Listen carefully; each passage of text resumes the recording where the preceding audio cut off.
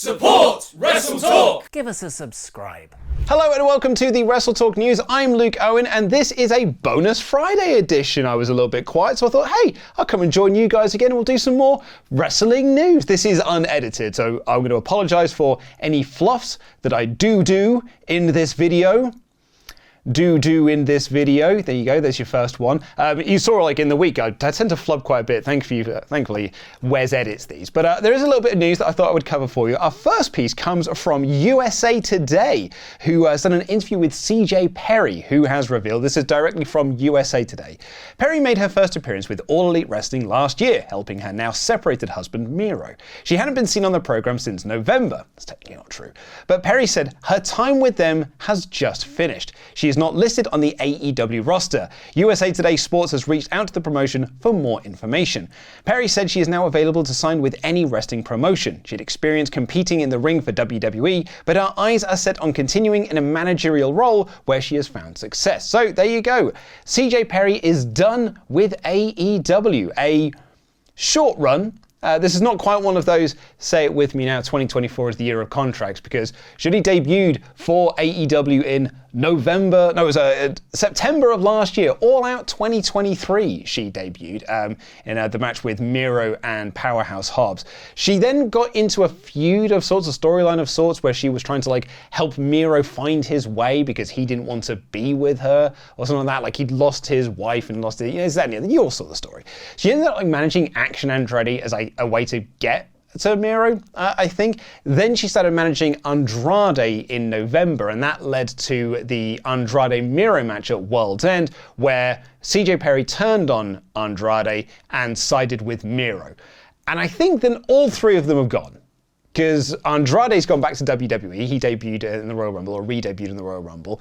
Perry has now announced that she is done. And has Miro been on AEW since World's End? Doesn't feel like he has. So, all three of them feels like they're effectively gone. But CJ Perry is officially done with AEW now. So that quote once again was just, my time with them has just finished.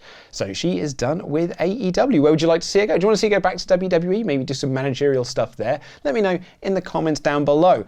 I know I said this was unedited, but I just got upstairs in the office to give this drive to our editor to kind of color correct it and stuff. And I saw the Fightful Select had an update on this story. It turns out CJ Perry was actually released from AEW in April.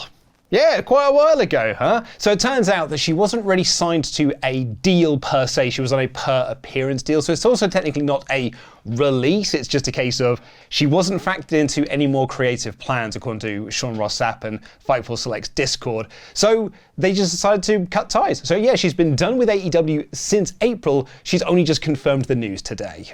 She is not the only one who is done with AEW, though, by the looks of things, because this comes from the Wrestling Observer newsletter. Those who have pointed out no Woo energy graphics on the screen as of late, that is a smart observation, and unless something changes, it doesn't look like you'll be seeing that going forward. There's no explanation given, but unless something changes, it does look like that deal is over with. And if that deal is done, then Ric Flair is also done. So the reports were that Flair was only coming in for the Sting retirements anyway. But Flair, according to reports around the time, Flair was not being paid by AEW. He was essentially being paid in Woo sponsorship, like his Woo energy drink. Has anyone actually had Woo energy drink? Let me know in the comments down below. But his Woo energy drink was basically his fee for being in AEW. So if they're no longer doing the Woo Energy sponsorship and the Woo Energy graphics, then I guess Flair's done as well. Although Flair also hasn't been seen since, well, he hasn't been seen since the Sting thing, right? So that had been February, March time. So yeah, looks like Flair is also done with AEW. Where would you like to see him go? Do you think, what was his relationship like with Triple H? Do you think he'd go back to WWE? I'm curious. Let me know in the comments down below. What would you like to see? Last couple of things I wanted to hear. This is also from The Observer on Kenny Omega's return to AEW. Meltzer writes, regarding Kenny Omega, we haven't heard anything new past he's doing better, and while we don't have any kind of date for him returning, the feeling right now is that he will be returning and his career isn't over. He hasn't been cleared to start any training yet. So that is kind of both good and not Well, it's kind of sort of non-news really, isn't it? I suppose in a little way. You're welcome for that. So that is that he is doing better. I think that's the key bit to this story. He is doing better, which means that his career is not over. I have seen some speculation that potentially all-in cards and all-in plans have changed somewhat because they were hoping that Kenny would be back in time for all-in, and now it looks like he's probably not going to be back in time for All In. So some things have had to be shifted around somewhat. We did have a great Ultra Chat in on yesterday's AEW Dynamite podcast that's like kind of fantasy booked this idea that the Young Bucks would manipulate Hangman Page and turn on him. That would lead to the Kenny Omega return, and the all-in match is the Young Bucks versus Page and Omega. The rematch of like one of the greatest tag match ever, right? Which I love, but I'm so much into this Hangman character that I don't want to turn him babyface just yet. But anyway, so yeah, Kenny Omega is coming back. It's just he's not coming back anytime soon. And the last little bits, this is kind of following on from the other WrestleTalk news video, so go and check that out. I've linked to it in the video description. And that is on Stephanie Vacquer, who signed with WWE just the other day, choosing not to sign with AEW and leaving CMLL and New Japan, and kind of effectively burning bridges with them because she was booked for dates with those promotions that she's not able to do. Because she signed with WWE, she now can't do those dates. Also means Rev Pro, they put out today that they are trying to find a replacement for the Danny Luna match that was going to take place at the Copperbox show over All In weekend. Meltzer here writes, it was reported during the week that both WWE... See what I mean? This is why I have an editor. It was reported during the week that both AEW and WWE were interested in Stephanie Vacquer. Several sources close to the situation said that she didn't seriously consider AEW. As someone who grew up watching WWE on television in Chile, that was her goal. In 2018, she had a tryout in Chile, but WWE decided against signing her. So there you go. She kind of...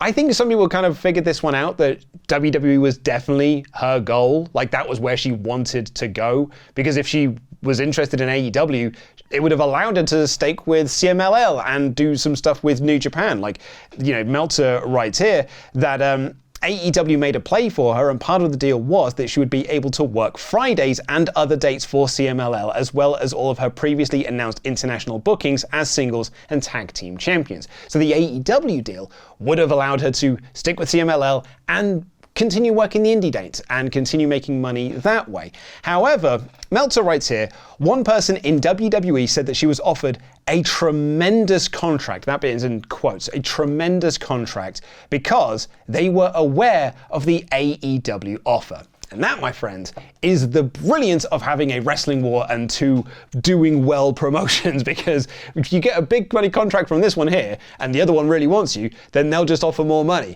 And if they offer more money and this person over here really wants you, well, they might just offer more money as well. And then before you know it, you're making loads of money. So it's a good thing. Congratulations to Stephanie Vacquer on that one and getting that bag, as the kids might say. So there you go. Little bonus news for you there. Hope you enjoyed it. I might do more of these if I'm in on a Friday, or if I'm quiet on a Wednesday perhaps, and I'm just like, hey, do you know what? I'll just sit behind the desk and unedited, just chat a load of nonsense to you. Let me know in the comments down below your thoughts on these stories, on what you'd like to see CJ Perry do or Ric Flair do. Do you think that Kenny Omega could come back? Do you think he might even just appear at All In? And what are you excited about for Stephanie Vacquer in WWE? Hope you all have a great weekend, everyone. We've got some great content coming out this week on the WrestleTalk news channel. And then on Monday, we'll have Pete and Dan reviewing SmackDown and Collision. There you go. You want your SmackDown review? That'll be on the WrestleTalk podcast review this coming Monday. Until then, I've been Luke Owen, DAD. Jam that jam, and have a good weekend.